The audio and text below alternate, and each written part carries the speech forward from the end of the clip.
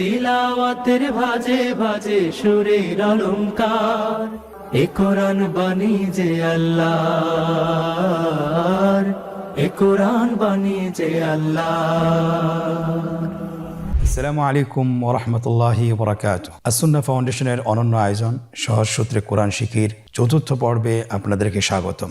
সম্মানিত শিক্ষার্থীবৃন্দ, আলহামদুলিল্লাহ আমরা গত ক্লাসে 19টি হরফ শিখেছিলাম। আজকে আমরা এই হরফগুলো আবার একবার বলবো, আপনারা আমার সাথে বলুন। আলিফ, বা, তা, সা, জিম, হা, খ, দাল, যাল, রা, জা, সিন, শিন, صاد, ضاد, طاء, ظاء, আইন, গইন। আলহামদুলিল্লাহ খুব অল্প সময়ে আমরা 19টি হরফ সম্পন্ন করতে পেরেছি, আলহামদুলিল্লাহ। আজকে আমরা বাকি হরফগুলো শিখব। বাকি 10টি হরফ আমাদের সামনে রয়েছে, আপনারা স্ক্রিনে লক্ষ্য করুন। 10টি হরফ আমরা দেখতে পাচ্ছি, আপনারা আমার সাথে বলুন। ফা, কফ, কাফ, লাম, মিম, নুন, ওয়াও, হা, হামজা, ইয়া। ফা হরফটি আপনারা স্ক্রিনে দেখতে পাচ্ছেন। ফা হরফটি উচ্চারণের ক্ষেত্রে বারিক হবে এবং এক আলিফ টেনে পড়তে হবে। আপনারা আমার সাথে আবার বলুন। ফা, স্ক্রিনে দেখতে পাচ্ছেন ফায়ের মাখরাজ। ফায়ের মাখরাজ হলো নিচের ঠোঁটের প্যাড সামনের উপরের দুই দাঁতের আগার সঙ্গে লাগিয়ে উচ্চারিত হয়। আপনারা আমার সাথে আবার বলুন। ফা, ফা। পরবর্তী হরফ কফ।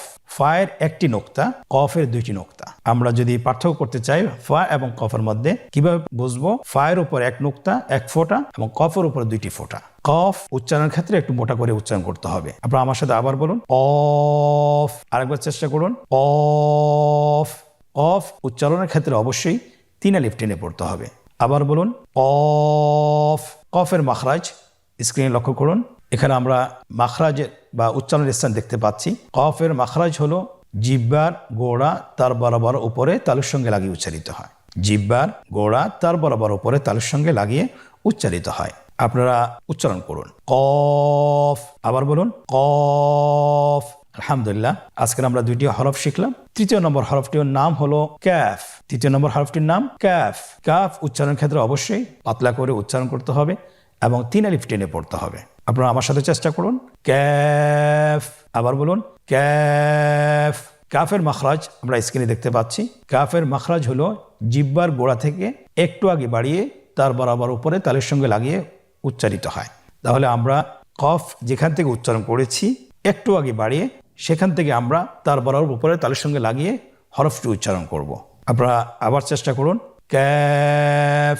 কাফ হরফটি চেনার ক্ষেত্রে অবশ্যই সহজ উপায় হলো যে কাফের উপরে কোনো নোক্তা নেই, কোনো ফোঁটা নেই। কাফের ভিতরে একটি ইংলিশ হরফ এস যুক্ত রয়েছে, আপনারা দেখতে পাচ্ছেন। পেটের ভিতরে একটি এস আছে, এটা আপনারা দেখলেই বুঝতে পারবেন ইনশাআল্লাহ। পরবর্তী হরফ লাম। লাম হরফটি উচ্চারণের ক্ষেত্রে অবশ্যই বারিক হবে এবং 3 আলিফ টেনে পড়তে হবে। আপনারা আমার সাথে বলুন। লাম। লাম হরফটির মাখরাজ হলো জিহ্বার আগার কিনারা উপরের দাঁতের মাড়ির সঙ্গে লাগিয়ে উচ্চারিত হয়। আপনারা আমার সাথে একবার চেষ্টা করুন। লাম। আবার বলুন।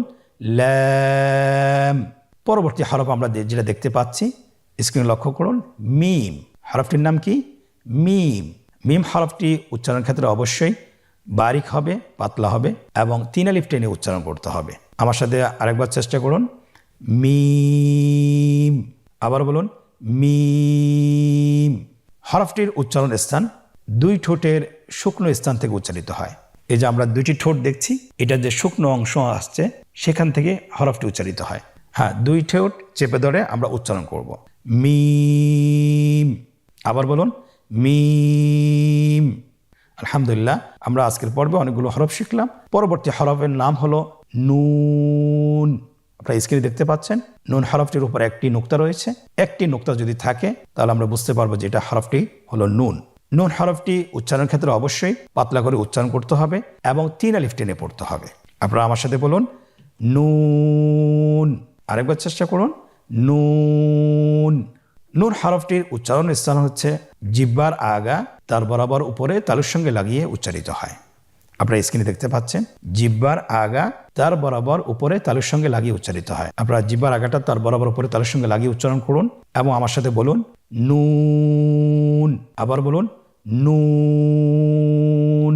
আজকের পর্বের পরবর্তী হরফটি হলো ওয়াও।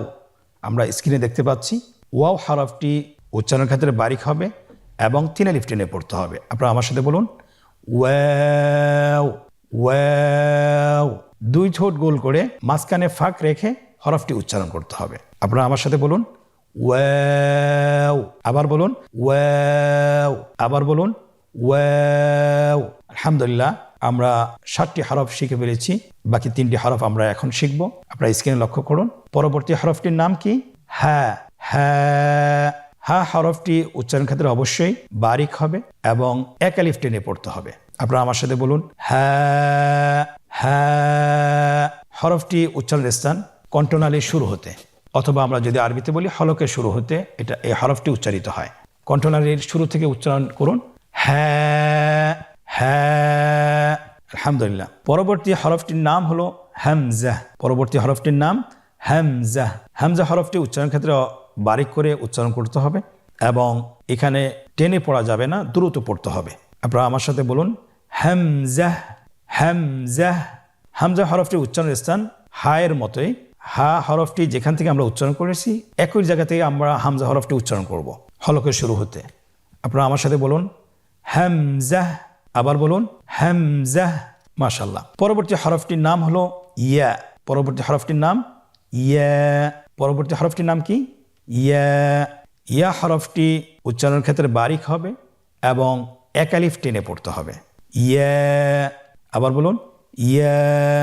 ইয়ার মাখরাজ কোন জায়গা থেকে উচ্চারিত হয়? ইয়া উচ্চারিত হয় জিহ্বার মধ্যখান তার বরাবর উপরে তালুর সঙ্গে লাগিয়ে উচ্চারিত হয়। আমরা জিহ্বার মধ্যখানটাকে উপরে তালুর সঙ্গে লাগিয়ে উচ্চারণ করি ইয়া। আবার বলুন ইয়া। আলহামদুলিল্লাহ, আমরা খুব অল্প সময় 10টি হরফ শিখে ফেলেছি। আমরা শুরু থেকে আবার আরেকবার বলি ফা, কফ, কাফ, লাম, মিম, নুন, ওয়াও, হা, হামজা, ইয়া। আলহামদুলিল্লাহ, আমরা খুব অল্প সময় 10টি হরফ শিখে ফেলেছি। এখন আমরা 10টি হরফের লিখন রূপ দেখব, কিভাবে লিখতে হয়। হরফগুলো আমরা চিনলাম এবং আমরা শিখলাম, কিন্তু কিভাবে লিখতে হয় সেটা আমাদেরকে জানা দরকার। আমরা জানি আরবি হরফ ডান দিক থেকে শুরু করতে হয়, বাম দিকে শেষ করতে হয়। আমরা স্ক্রিনে লক্ষ্য করি। প্রথম হরফটি হলো ফা। আমরা বা হরফটি যেভাবে লিখেছিলাম ফা হরফটি সেভাবে লিখবো, শুধুমাত্র একটু পার্থক্য, ডান দিকে মাথাটাকে একটু গোল করে দেব এবং উপরে একটি নোক্তা বসিয়ে দেব। দেখুন স্ক্রিনে ফা হরফটি হয়ে গিয়েছে। পরবর্তী হরফ কফ। কফ হরফটি আমরা গোল করে লিখতে হবে।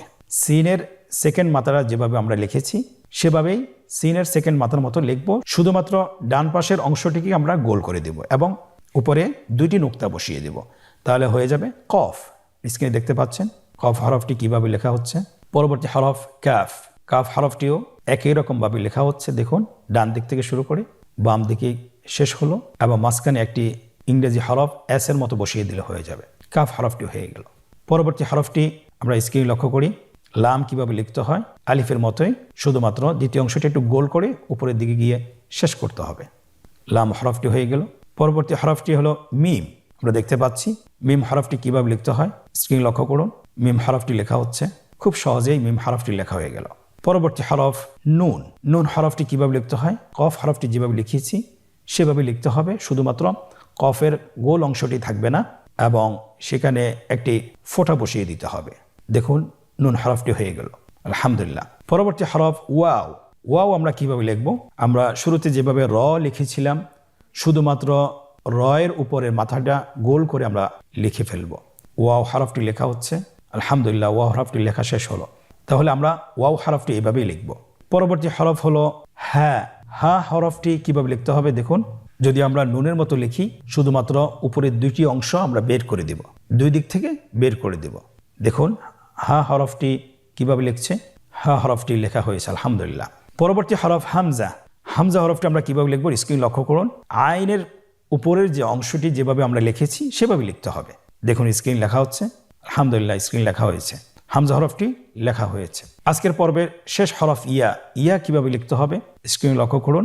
হামজা যেভাবে লিখেছি সেভাবেই লিখব, শুধুমাত্র দ্বিতীয় অংশটা আমরা বায়ের মতো লিখব। বায়ের যে দ্বিতীয় অংশটা এবং ইয়ারও দ্বিতীয় অংশটা একই রকম হবে। তাহলে ইয়া হরফটি সুন্দরভাবে হয়ে গেল।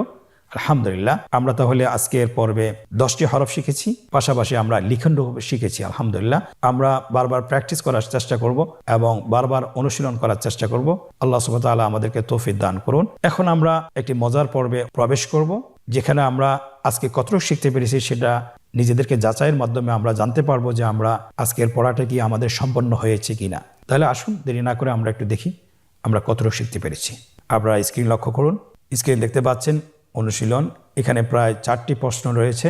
4টি প্রশ্নের সঠিকভাবে উত্তর দিতে হবে। 1 নম্বর হলো নিম্নের হরফগুলো সঠিক নামের জায়গায় লিখুন, সঠিক নামের জায়গায় লিখুন এবং পড়ুন। আমরা দেখতে পাচ্ছি এখানে 3টি রো দেওয়া আছে। উপরের রোতে হরফগুলো দেওয়া আছে, নিচের রোতে বাংলা উচ্চারণ দেওয়া আছে এবং মাঝখানের রোটি খালি রাখা হয়েছে।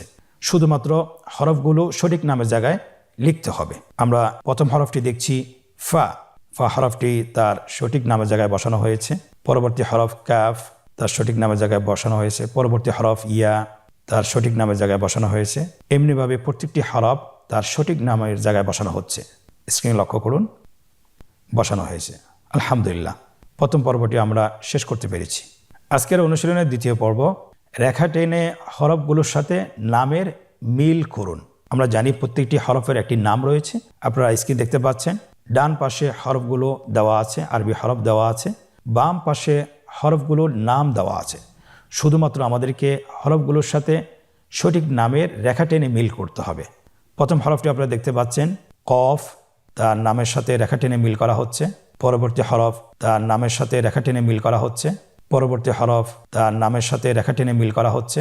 এমনিভাবে আমরা প্রত্যেকটি হরফ তার সঠিক নামের সাথে রেখা টেনে মিল করব। আপনারা স্ক্রিন দেখতে পাচ্ছেন প্রত্যেকটি হরফ তার নামের সাথে রেখা টেনে মিল করা হচ্ছে। আলহামদুলিল্লাহ, আজকের অনুশীলনের দ্বিতীয় পর্বটিও আমরা সম্পন্ন করতে সক্ষম হয়েছি। আলহামদুলিল্লাহ, আজকের অনুশীলনের তৃতীয় পর্ব, নোক্তাওয়ালা এবং নোক্তাবিহীন হরফগুলোকে পৃথকভাবে লিখতে হবে। আমরা দেখতে পাচ্ছি স্ক্রিনে ফা থেকে ইয়া পর্যন্ত আজকে 10টি হরফের যে কয়টি হরফ শিখেছি, সে কয়টি হরফের মধ্যে থেকে যেগুলো নোক্তাওয়ালা সেগুলোকে আমরা ডান পাশে লিখি এবং নোক্তাবিহীন হরফগুলোকে আমরা বাম পাশে লিখি। স্ক্রিনে দেখতে পাচ্ছেন হরফগুলো লেখা হচ্ছে। আলহামদুলিল্লাহ, হরফগুলো একে একে লেখা শেষ হয়েছে। আজকের অনুশীলনের চতুর্থ পর্ব, নোক্তা দিয়ে হরফ তৈরি করুন। নোক্তা দিয়ে হরফ তৈরি করুন। আমরা এখানে দেখতে পাচ্ছি যে এখানে 2টি রো দেওয়া আছে। উপরে হরফগুলোর নাম দেওয়া আছে, নিচে শুধুমাত্র আকৃতি দেওয়া আছে। কিন্তু আকৃতিতে সম্পূর্ণরূপে আমরা হরফগুলো বুঝতে পারতেছি না যে হরফগুলোর নাম কি। উচ্চারণ দেখে, হরফের নাম দেখে আমরা এখানে ফোঁটা বসাবো, নোক্তা বসাবো, হয় উপরে না হয় নিচে। নাম অনুসারে যদি আমরা নোক্তা বসাতে পারি তাহলে হরফ তৈরি হয়ে যাবে। আপনারা স্ক্রিনে দেখতে পাচ্ছেন প্রথম হরফটি আমাদের কাছে চাওয়া হয়েছে কফ। কফের আকৃতি দেওয়া আছে, তাহলে কফ কিভাবে লিখবো? শুধুমাত্র উপরে 2টা নোক্তা বসিয়ে দিলে কফ হয়ে যাবে। পরবর্তী হরফগুলো আপনারা নাম দেখে নোক্তা বসিয়ে দিন। আলহামদুলিল্লাহ, প্রত্যেকটি হরফ তৈরি করা হয়েছে। তাহলে আমরা আজকের পর্ব আমরা সম্পন্ন করেছি। আমরা আপনাদেরকে বলবো যে আমরা অবশ্যই এই পর্বটি বাসায় কমপক্ষে 10 থেকে 20 মিনিট অনুশীলন করার চেষ্টা করব। যদি আমরা বারবার অনুশীলন করি তাহলে আমরা আত্মস্থ করতে পারবো এবং হরফগুলো চিনতে আমাদের কোনো সমস্যা হবে না। আজকের পর্ব থেকে এখানেই বিদায় নিচ্ছি। পরবর্তী পর্বে আবারও দেখা হচ্ছে। জাযাকুমুল্লাহ খায়র। আসসালামু আলাইকুম ওয়া রাহমাতুল্লাহি ওয়া বারাকাতুহু। আস-সুন্নাহ ফাউন্ডেশন, উম্মার স্বার্থে সুন্নাহর সাথে।